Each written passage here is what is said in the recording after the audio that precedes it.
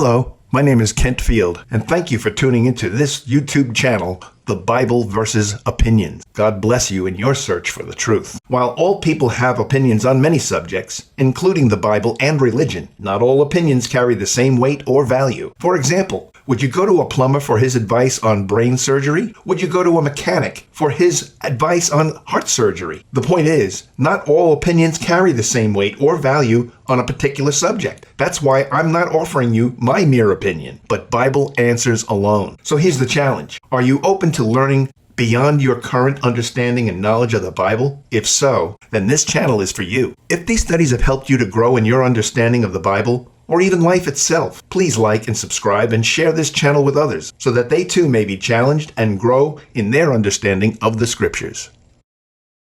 Hello, my name is Kent Field, and thank you for tuning into this YouTube channel, The Bible versus Opinions. God bless you in your search for the truth. While all people have opinions on many subjects, including the Bible and religion, not all opinions carry the same weight or value. For example, would you go to a plumber for his advice on brain surgery? Would you go to a mechanic for his advice on heart surgery? The point is, not all opinions carry the same weight or value on a particular subject. That's why I'm not offering you my mere opinion, but Bible answers alone. So here's the challenge. Are you open to learning beyond your current understanding and knowledge of the Bible? If so, then this channel is for you. If these studies have helped you to grow in your understanding of the Bible, or even life itself, please like and subscribe and share this channel with others so that they too may be challenged and grow in their understanding of the Scriptures.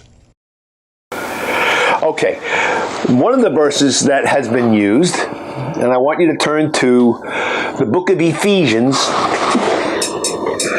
chapter 5,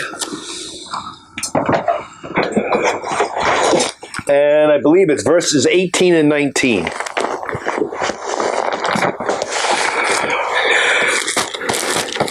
And we'll look at a parallel verse to this as well in the book of Colossians, but the book of Ephesians. You want to move that from there, that phone? Sorry about that. There you go.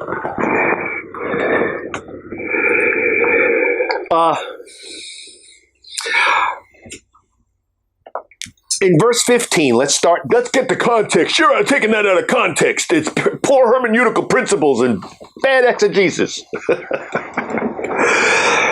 How? They'll never answer you. They never do. They never answer me on that. I always ask, how? What are you talking about? Who is it talking about?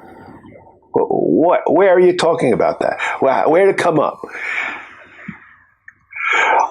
Well, you have to consider that. No. Answer the questions. Just don't be like, I hate to say it like this, but when I'm studying with Jehovah's Witnesses, I like to say it like this. They go here and there preaching the word. In other words, you try to nail them down over here, they jump over there. You go over there, they jump over here. You go over here, they jump over there. And they just bounce all over the place rather than just answering the questions that you're trying to raise from the verse. Who, what, when, where, how, why? The context. By the way, hermeneutics is not the same as exegesis. Hermeneutics is the preaching or the message that you can deliver from a sermon out of a verse, out of a passage. Exegesis is exposing the truth from that verse. And that is by asking questions. And that's the way Jesus challenged those who challenged him.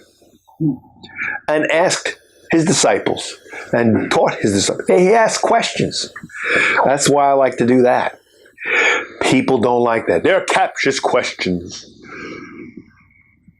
They're not captious to somebody who wants to answer the question, who is not afraid of the answers. Right? So, let's get the context. Therefore, be careful how you walk, not as unwise men, verse 15, chapter 5 of Ephesians, but as wise. Now, is he talking to all Christians or just maybe the guitar players here? Who do you think he's talking to? Everyone. Is he talking to the Ephesian church there? The church at Ephesus. Is he talking to the whole church?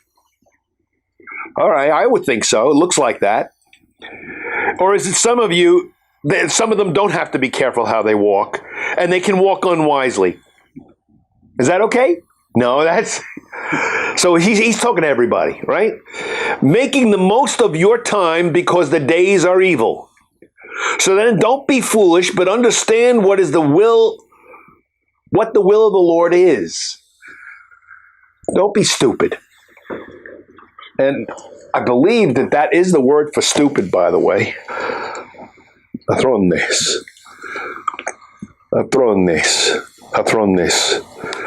Okay, so it's like stupid or empty-headed. Don't be foolish. But understand what the will of the Lord is. Now, is that supposed to be for every Christian? Or just a few? Every. You would say every, right? So would I. I agree. Wow. Amazing. And do not get drunk with wine, for that is dissipation, unruliness, undisciplined,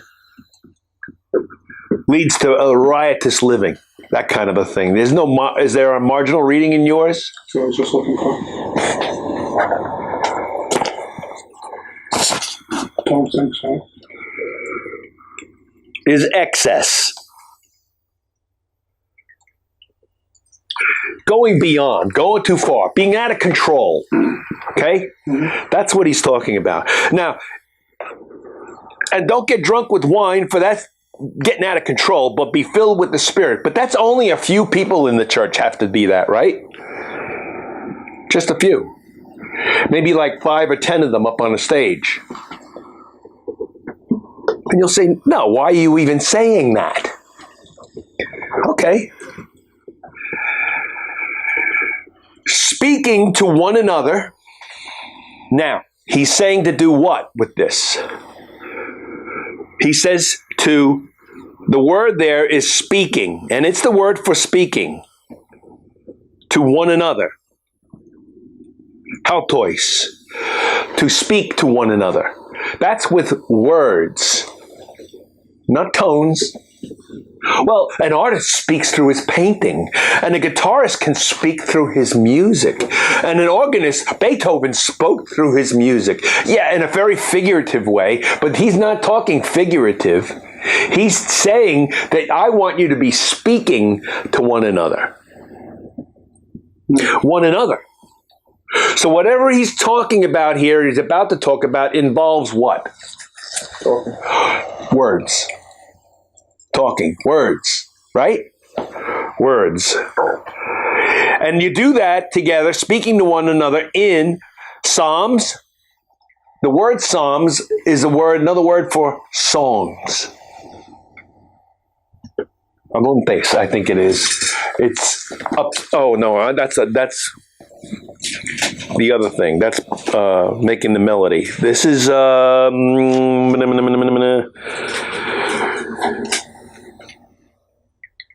Psalms. Psalmois is the Greek word there. Psalmois. Psalms, hymns. Let me get the Greek word for the hymn. I was just looking at the. Humnois. What's that now? I was just looking at the cross-reference, Colossians 3:6. We're going to be going there. Psalms, hymns, and spiritual songs. What makes them spiritual? The tune? Praising God. Well, somebody says, I praise God with my organ or with my guitar when I play. No. What makes these spiritual? Your feelings? What did he say for them to do in the first place? Making melody with your heart. No. Before that. Sing to one another. Speaking to one another. What makes them spiritual? A psalm, a hymn, or a spiritual song, psalmos, is what? The words that you use. You can take a tune and put some filthy lyrics to it. It's no longer a spiritual song, is it? It's not the tune that makes it spiritual. It is the words. Well, it's my feelings. Stop with the feelings, Luke Skywalker. Let your feelings be your guide. He who follows his own heart is what, according to Proverbs 28? A fool. Psalms, hymns, and spiritual songs. And what are you supposed to do? Singing, right? Now that's the word adontes, which means to sing with the voice. La la la. So you're singing in the midst of your what? Speaking, right? You're speaking these psalms, hymns, and spiritual songs. Aren't you speaking these psalms, hymns, and spiritual songs? And is that supposed to be the whole church or just a few up front? To one another. To one another. It's to everybody, right?